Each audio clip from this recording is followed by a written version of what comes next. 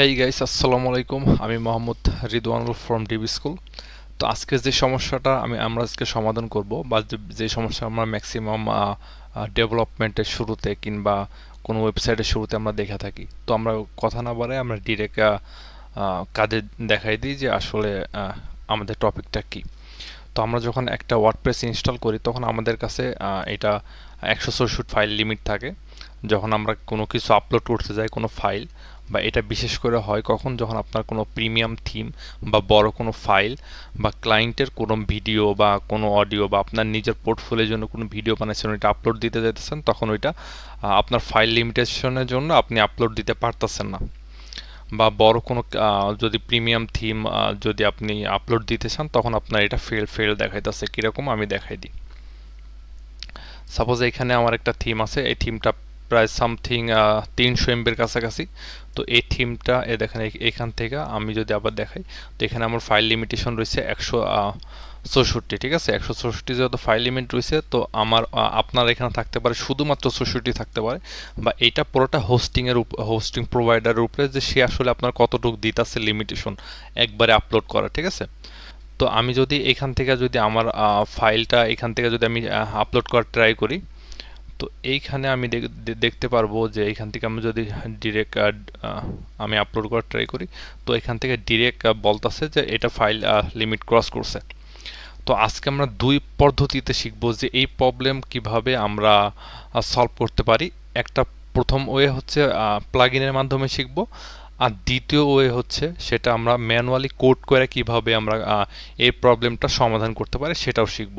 আপনি চাইলে ডিরেক্ট একবার কোড করে বসায় দিলেও এটা হবে, আবার আপনি যদি চান তখন আপনি একটা প্লাগইন ইউজ করে আপনি করতে পারেন। তো আমরা কথা না বলে কাজে চলে যাই। তো আমরা যদি প্লাগইন দিয়ে আমরা এটা সলভ করতে যাই, তো আমরা এখানে যদি দেখি, তো আমি প্রথমে যদি ড্যাশবোর্ড যাব, ড্যাশবোর্ডে যাওয়ার পর আমরা যদি আবার মিডিয়া থেকে অ্যাড নিউতে যাই, তো আমরা এখানে দেখতে পারবো 164 এমবি হচ্ছে ফাইল লিমিটেশন। তো আমরা প্লাগইন থেকে আমরা অ্যাড নিউ প্লাগইন যাব। প্লাগইনের নাম হচ্ছে TUXEDO। এই নামে যদি আমরা সার্চ করি, তো আমরা এইখানে একটা প্লাগইন পাওয়া যাব, বিগ ফাইল আপলোডস। ঠিক আছে, বা ইনক্রিজ ফাইল, এটা আমরা পেয়ে যাব। তখন আমরা জাস্ট সিম্পলি ইনস্টল নাওতে যদি ক্লিক করি, তো খুবই ছোট্ট একটা লাইট ওয়েট একটা প্লাগইন, এটা ইনস্টল হয়ে যাবে। আমরা যদি অ্যাক্টিভ করে নিই, তখন এখানে আমাদের প্লাগইনটা আমাদের অ্যাক্টিভ হয়ে গেছে। তো এখান থেকে আমরা সিম্পলি সেটিংয়ে যাব। সেটিং থেকে আমরা যদি এখানে হোভার করি, তখন এখানে আমরা দেখতে পাবো বিগ ফাইল আপলোডস। এখানে ওই প্লাগইনের ওই সেটিংটা, এখানে যদি আমরা ক্লিক করি, তো আমরা যদি একটা অ্যাড নিউ থেকে আমাদের এখানে যদি রাখি, তো এখানে আমরা দেখতে পারবো 164 এমবি। আর এই যে এইখানে এখন দেখেন যে এখানে সুন্দর করে লেখা রয়েছে যে 164 এমবি। এইখানে যদি আমি সাপোজ আমি দিয়ে দিই 900 এমবি। ঠিক আছে, সাপোজ আমি 900 এমবি আমি দিয়ে দেবো। আমার ফাইল একটা 800 এমবির মতো একটা বড় ফাইল আপলোড করতে হবে ধরেন। তখন আমরা সিম্পলি যদি আমি সেভ দিই, তো সেভ দিলে আমরা যদি আবার এখানে যদি চেষ্টা করি, এখান থেকে দেখেন রিলোড দিস পেজ, তো এখানে সিম্পলি দেখেন 900 এমবি হয়ে গেছে। তো আপনি প্রথমে আপনি প্লাগইন ইউজ করতে পারেন। এখন সাপোজ আপনি প্লাগইন ইউজ করতে চাইতেছেন না, এখন আপনি চাইতেছেন এটা জাস্ট প্লাগইন ইউজ করবেন না, জাস্ট আপনার সিপ্যানেলে আপনার ফাইলে কিছু কোড করবেন আর সব কাজ হয়ে যাবে। তো এটা কিভাবে সম্ভব? তো এখানে আপনি চাইলে এখন সুন্দর করে আপনি 900 এমবির নিচে যে কোনো ফাইল আপনি আপলোড করতে পারবেন। তো এখন পরবর্তী স্টেপে চলে যায়। তার জন্য আমরা এই প্লাগইনটা আবার পরে ডিঅ্যাক্টিভ করে দিব। এখানে ডিঅ্যাক্টিভ করে আমি পরে ডিলিটই করে দেব। তো এখান থেকে আমরা মিডিয়াতে যাব, মিডিয়াতে যাই আবার যদি অ্যাড নিউ প্লাগইনে যাই, তো এখন দেখবো আবার সেই সেম আগের মতো 164 এমবির মতো রয়েছে। ঠিক আছে, তো এখন আমরা কি করবো, আমাদের যে সি প্যানেলে চলে যাওয়া লাগবে। সি প্যানেলে আমার যেহেতু এখানে একটা সাবডোমেন রয়েছে youtube.websiteplaneribt.com, তো আমি আমার ফাইলে চলে যাব।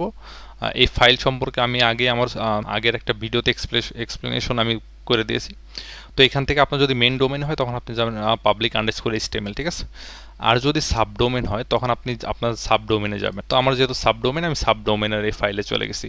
তো এইখান থেকে একটা মেন বিষয়, এখানে .htxs নামে একটা ফাইল আছে। তো এইখান থেকে আমাদের খুঁজে বের করতে হবে। তো এখানে দেখেন আমাদের কোনো ফাইল নাই, তার মানে কি ওই ফাইলগুলো হিডেন করা রয়েছে। তো হিডেন ফাইল আমরা যদি ওপেন করতে যাই বা আমরা যদি দেখতে চাই, তখন আমাদেরকে এই সেটিং আইকনে ক্লিক করা লাগবে। এরপরে দেখেন এখানে দেখেন লেখা রয়েছে শো হিডেন ফাইল। এই যে এটা ক্লিক করে সেভ যদি দিই তখন আমরা দেখতে পারবো আরও অনেক ফাইল আমাদের এখানে চলে আসছে। তার ভিতরে দেখতে পারবো যে htxs নামে একটা .htxs নামে একটা ফাইল খুলে গেছে। তো আমরা এখানে ক্লিক করব, দেন আমরা রাইট ক্লিক করে এডিটে যেতে পারি, কিংবা রাইট ক্লিক করার পরে আমরা এইখান থেকেও এডিটে যেতে পারি। এখানে একটা পারমিশন যাবে ছোট্ট, যে একটা পারমিশন। তো এইখানে আমরা কিছু কোড দেখতে পারবো, এখানে কিচ্ছু বোঝার দরকার নেই। তো আমি সিম্পলি আমার ডিসক্রিপশনে আমি এই কিছু কোড দিয়ে দিব, এই কোডটা আপনার কপি করতে হবে। আপনি ডিসক্রিপশনে গেলেই আপনি এই কোডটা পেয়ে যাবেন। তো আমি সিম্পলি এই কোডটা আমি নিব, এই কোডটা নিয়ে আমি জাস্ট কপি করলাম। কপি করার পরে আমি আবার আমার এই ফাইল আসলাম, এই উপরে বা একদম নিচে আপনি যে কোনো জায়গায় আপনি করতে পারেন, ঠিক আছে। তো দেখেন আমি জাস্ট সিম্পলি আমি কোডটা বসাই দিই। এখন আপনার যদি দরকার হয়, আপনার যদি সাপোজ এখানে মেমোরি লিমিট সবসময় বেশি রাখবেন, আপনার ধরেন আমার দরকার 500 এমবি, ঠিক আছে। তো আমি সিম্পলি এখানে 600 এমবির মতো দিয়ে রাখলাম হাইয়েস্ট। তো ম্যাক্সড আপলোড হবে কত এমবি, তো এটা যেন খেয়াল রাখবেন উল্টাপাল্টা না হয় বা কোনো স্পেস বা এ ধরনের কিছু না পড়ে। তো আমার এখানে 500 এমবি অলরেডি 500 এমবির মতো আছে। তো আমি ধরেন এখানে পোস্ট ম্যাক্স এখানে সব কিছুই দেওয়া রয়েছে, বা আপনি কত সময় টাইম ডিউরেশন দেওয়া রয়েছে, যে কত সময় লোডিংয়ে থাকতে পারবে, এখানে সব কিছু দেওয়া রয়েছে। তো এখানে আমার সব কিছু 500 দেওয়া রয়েছে, আপনি এই দুইটা চেঞ্জ করতে পারেন, ঠিক আছে। আর এইটা মনে রাখবেন যে এটা একটু বেশি দেবেন জাস্ট। এছাড়া আপনার আর কোনো কিছু করা লাগবে না, এই কোড কিচ্ছু বোঝা লাগবে না। এগুলো আমরা ভবিষ্যতে যখন পিএইচপি শিখবো তখন আমি শেখাই দেবো। কিন্তু এখন এই কোডটা শুধু কপি করে বসাই দিবেন। বসাই দেওয়ার পরে এখানে দেখেন, এখানে আমি আবার যদি দেখাই দিচ্ছি, এখানে আমি আবার রিলোড দিই। তো এখানে দেখেন এখানে ওই 164 রয়েছে। এখন আমি জাস্ট সেভ চেঞ্জ দিব। সেভ যদি চেঞ্জ দিই তো এখানে আবার আমরা দেখতে পারবো আরেকটা ছোট্ট একটা মজার জিনিস। এখানে আমরা জাস্ট রিলোড যদি দিই, এখানে দেখতে পারবো আমাদের 500 এমবির মতো হয়ে গেছে।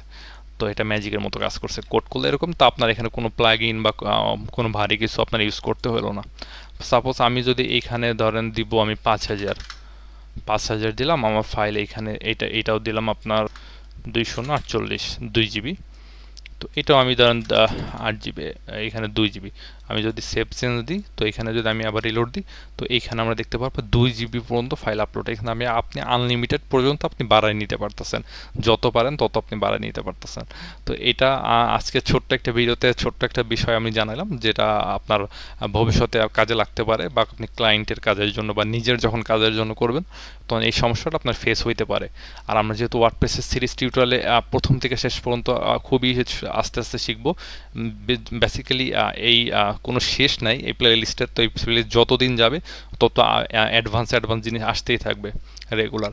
তো আশা করি শিখতে পারছেন। আর ভবিষ্যতে এটা কোনো যদি সমস্যা হয় তখন আপনি এটা দেখে আপনি সেভ করে রাখতে পারেন। তো আপনি লাইক দিয়ে রাখতে পারেন ভিডিওটা, আর আমার চ্যানেলটা পারলে সাবস্ক্রাইব করে রাখবেন।